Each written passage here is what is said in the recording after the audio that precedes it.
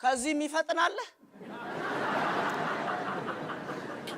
ይታያችሁ የሰፈሩ ትልልቅ ጉምቱ አዛውንቶች ባሉበት በጣም እንዲፈጥንልህ እኔ ፍቄ ልስጥ እንዴ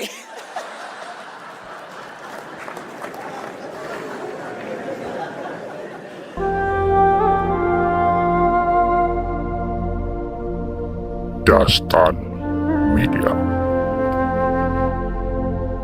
ምላስ ክፉ ነውና አረ ምላስ ክፉ ነው ምላስ ክፉ ነው እናቴ አሸበርኩ ብሎ ያለ ወጉ ሲያምስ እንዳይዋጥ ነገር ከምላስ ካለፈ ተይዞ አይመለስ አላዝማሪው ባንጆ ምላስ ክፉ ነው እናቴ ከባድ ስብሰባ ላይ እኮ ውለን የመጣ ነው ዛሬ እዴ አመታዊ ጠቅላላ ጉባኤ ላይ ነበር የድራችን የቀበሌያችንና የወረዳችን ስራ አስፈጻሚ ኮሚቴዎች እንዲሁም ሰፊው ህዝብ በተገኘበት የአመቱን እቅድ ምናን አይተን ተገማገም ነው አልተገናኘንም እንጂ ከዛ በስብሰባው መሃል ላይ በማጠቃለያ ንግግሩ ሻምበልን ታቁቴል መጣ ደና ጥሩ ተነጋግረን ነበረኮ ባንሰማማ መጨረሻ ላይ መጣና እንግዲህ ይታያችሁ የሰፈሩ ትልልቅ ጉምቱ አዛውንቶች ባሉበት መምህር ቅኔ በተገኙበት ስብሰባ ላይ እኮ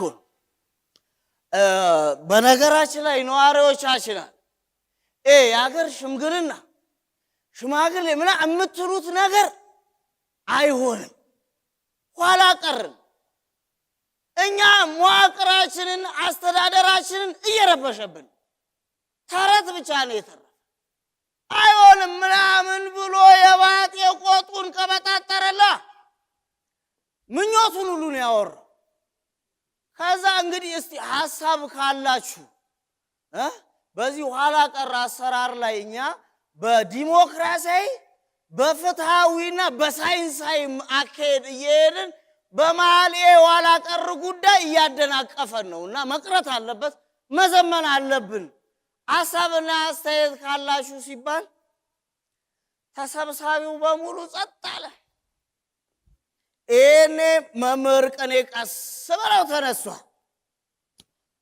እንግዲህ አሉ መምህር ቅኔ አንድ አዛውንት ወይም የሀገር ሽማግሌ በጉባኤ ላይ ተገኝቶ አንድ ነገር ካላለ አንደኛ ተከፍቷል ማለት ነው ሁለተኛ የጉባኤው ወይም የጉዳዩ ጭብጥ አልገባውም ማለት ነው ስለዚህ ቢያንስ መርቆ መሄድ አለበት አሉ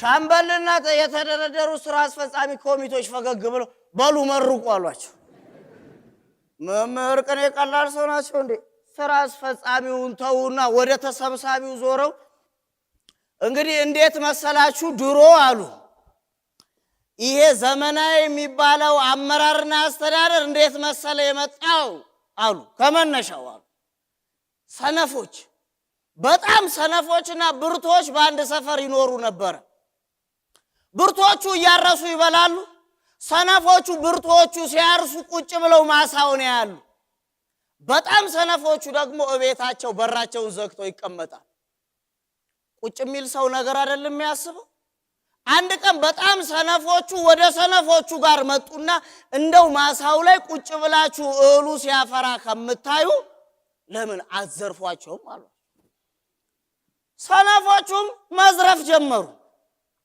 እኔ ደግሞ በጣም ሰነፎቹ ወደ ብርቶቹ ጋር ሄዱና እንግዲህ ዝርፊያ በስቶባቸዋል ለምንኛ ጥበቃ እናረግላችሁ ከምታገኙት ምርት ላይ 3 እጅ ነው መስጠቱን አሏቸው አይ ጥሩ ነው ብለው ብርቶቹ ተስማሙ እንግዲህ 3 እጃቸውን እየላፉ ብርቶቹ እያረሱ በጣም ሰነፎቹ ይሄንን እያስተዳደሩ ቆዩ ትንሽ ቆይተው ወደ ሰነፎቹ ጋር መጡና በሉ እንግዲህ እናንተ ጥበቃ አድርጉ ከምናገኘው ላይ 1 እጅ እንሰጣችኋለን አሏቸው ተስማሙ።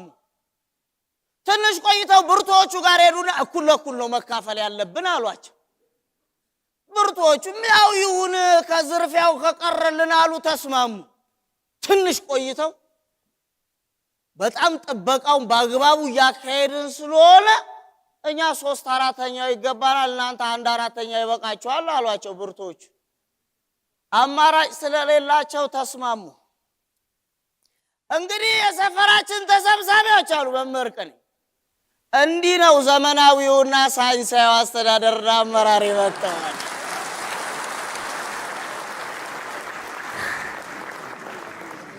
ይህንም ብለው ቀጥ ብለው ስብሰባውን ጥለው ወጡ። እናቴ ሻምበል ከመድረክ ላይ ማለት ነው ስታዩት አፍ የፈታበትን ቀን ሁሉ ረግሟል። ለዚህ እኮ ነው አዝማሪው ባንጃው አሸበርኩ ብሎ ያለ ወጉ ሲያምስ ያለው እኮ እንዳይዋጥ ነገር ከምላስ ካለፈ ተይዞ አይመለስ ያለው። አቃቸው መምህር ቅኔ ቀላል ሰው መስለውታል። አንድ ጊዜ መምህር ቅኔ እኔም ብሏት መምህር ቅኔ ለምንድን ነው መንግስት ፀሐይ መንግስት የሚባለው? እና በሚዲያዎቹና ደግሞ እኛንም ፀሐዩ መንግስታችን የሚያስብለው ለምንድን ነው አልኳቸው። ደስታ አስመላሽ ምንድን ነው ጥፋቱ? ልክ እኮ ነው አሉ። እንዴት ስላቸው ይኸውልህ መንግስት እንደ ፀሐይ ስትርቀው ብርሃን ይመስላል፣ ስትቀርበው ያቃጥላል።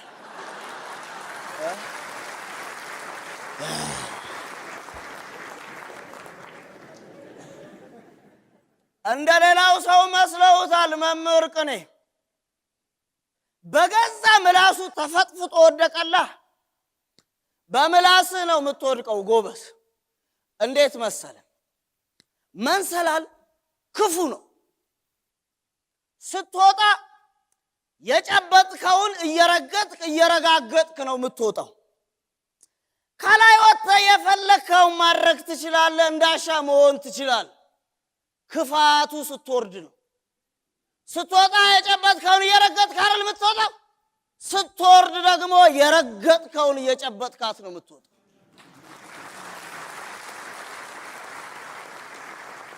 አልወርድም እዛው እቀራለሁ ምናምን ብትል ያስደገፍከው ተንሸራቶ ይጥላል፣ ወይ ሌላ የሚወጣ ሰው መጥቶ ጎትቶ ይጥላል። ለዚህ ነው መውረድ ክፉ የሚሆነው እኮ። አልገባውም ሻምበል።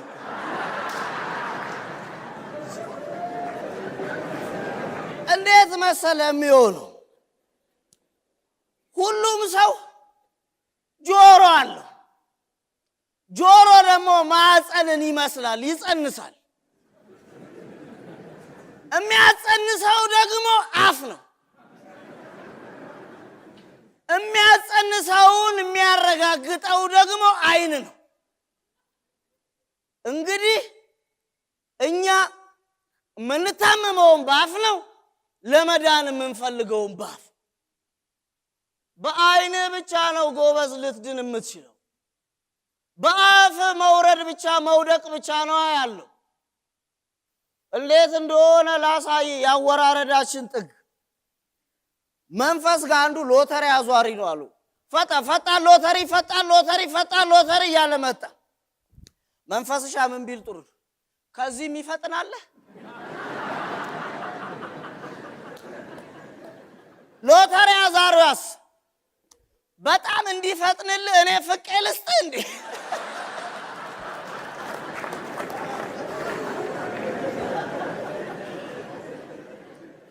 እዚህ መንፈስ ጨዋታ ላይ ሁለት ጉዳዮች አሉ። አንደኛው እንዴት በአቋራጭ መበልጸግና ሀብታም እንደምንሆን ወይም ደግሞ መሆን እንደምንፈልግ ሲሆን፣ ሁለተኛው ደግሞ አይደለም ነገን በኋላን መጪውን ለማየት እንኳን እንደፈራንና እንደተሸማቀቀን ነው የሚያሳይ። እናት ልጃቸው ሲቃዥ ደንግጠው ተነሱ። ሌሊት የታክሲ ረዳት ነው ልጃቸው። እንዳይቀሰቅሱት ደክሞታል ብለው ፈርተዋል። አቤት አደባባይ፣ አቤት አደባባይ፣ አቤት አደባባይ ይላል።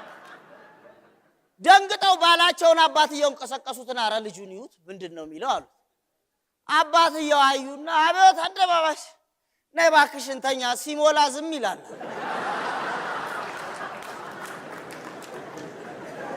ትንሽ እንደቆዩ ልጁ ድጋሚ በጮት መቃዠት ጀመረ። እናትም አባትን ተከታትለው መጡ። ልጅ 4 ኪሎ ይላል። አባቴን በይ ቀስቅሽ ወራጅ ስለማይገኛል።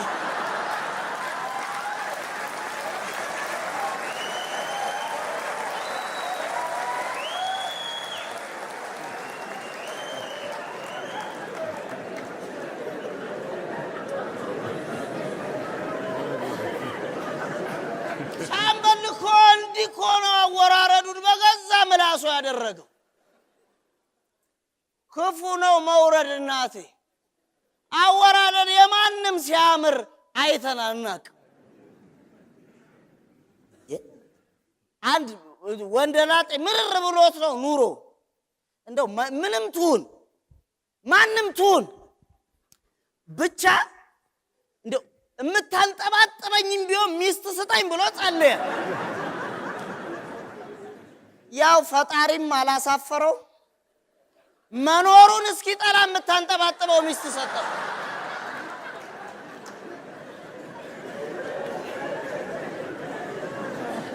ወንድሜ በገዛ ምላስህ ነው እንደዚህ ወንደላጤና እንደ ሻምበል የምትሆን። እውነቴን እኮ ነው ማወቅ አለብህ።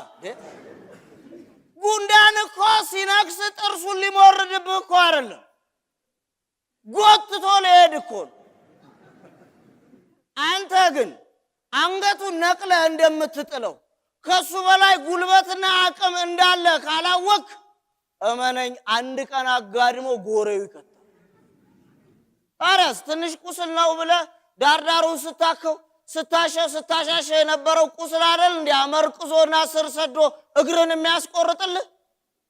ለዚህ ነው ስትወርድ ብቻ አይደለም ቀና ማለት ዝቅ ማለትን መማር ያለብህ። አዝማሩ ባንጃ ይነግራል። ገበሬው መሬቱን ደምደም አርጎ ዘርቶ እስከሚያጭደው ጓጓው የዘራውን ፈርቶ ይላል።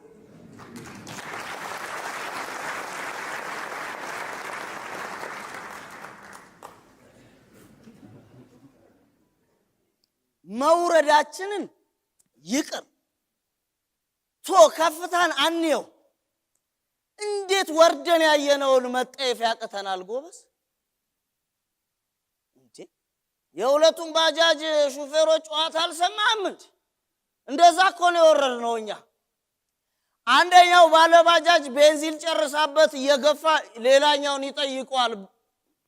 ወንድሜ ነፍሴ ቤንዚን የት ነው ያለው አለው። ያኛው በመስኮት ወጣ ብሎ አረብ ሀገር።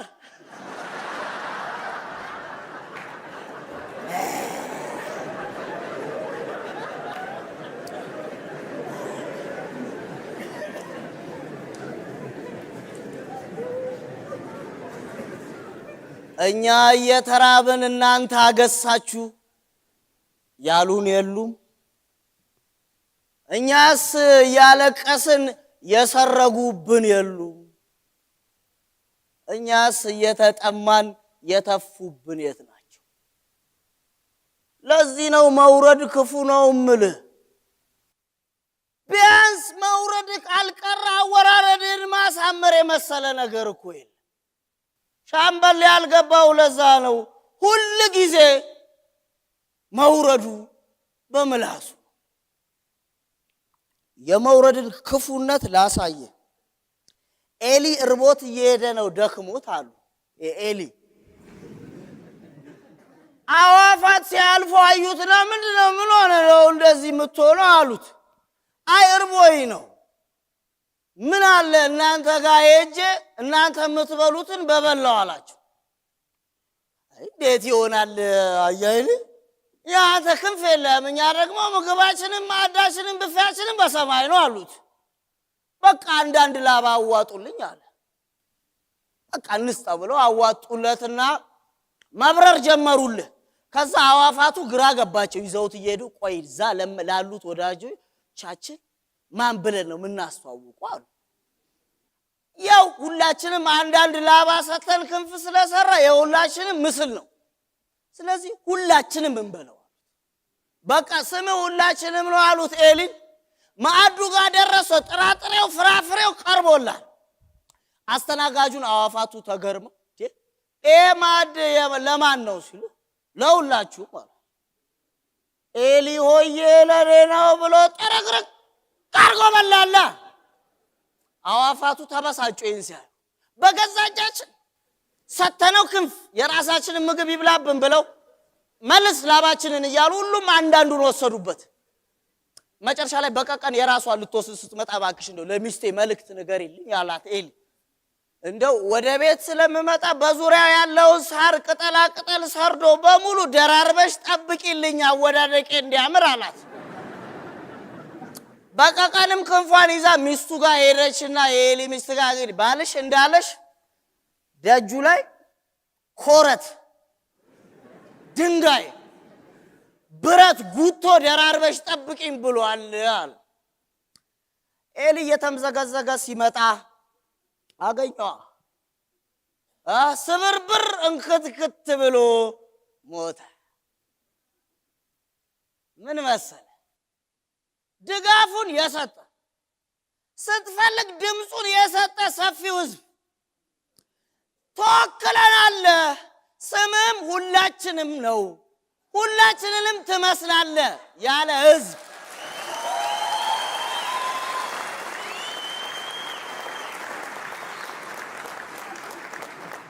ቀስ በቀስ የሰጠን ነገር ሲወስድብህ እመነኝ ትፈጠፈጣት።